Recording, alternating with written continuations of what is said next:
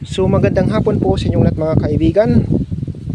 Update ko lang po kayo sa ating citronella na bulaklak. Ayan mga kaibigan, pakita ko lang po sa inyo. Mukhang tuyo na ho ito.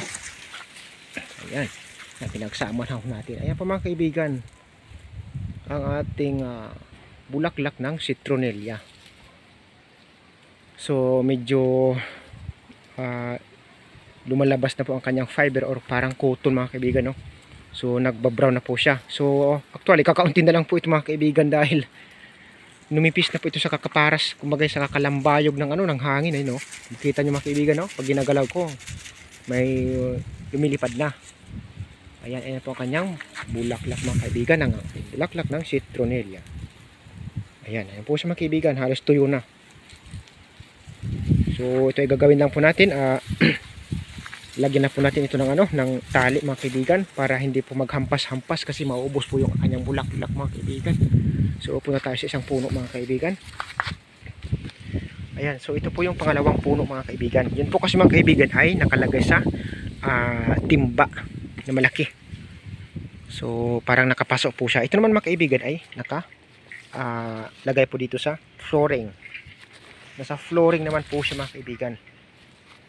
So may lupa lang po siya dito. So namulaklak po siya. Ngayon, tingnan ho natin ang mas malapitan. Yan, naging brown na rin po yung mga unang bulaklak nito mga kaibigan. Ayan. So ito po yung pinakahuli Ito po siya mga kaibigan, oh. Ito po yung pinakahuli itong sa aking hinlalaki. Ito po ang kanyang bulaklak. Ang bulaklak ng citronella. The flower of citronella. Ayan. So sariwa pa po itong kanyang bulaklak mga kaibigan.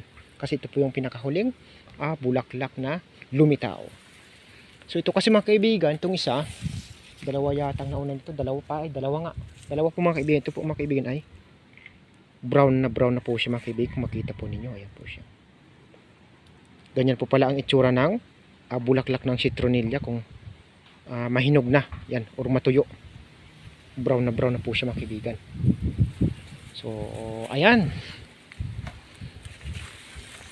po sa mga kaibigan, ayan lang po ang ating update sa inyo sa itsura ng ating citronella na tuyo na. Ayan po sa mga kaibigan, ayan po ang kanyang itsura. So thank you so much po sa inyo mga kaibigan. Naway nagustuhan po ninyo aking video. Kung nagustuhan po ninyo aking video, ay huwag po nyo kalimutang mag-like, mag-share at higit sa lahat mag-subscribe para lagi pa rin po kayong updated sa mga susunod kong video na i-upload. God bless us all mga kaibigan. Magandang hapon po sa inyong lahat. Babayu! Chewing!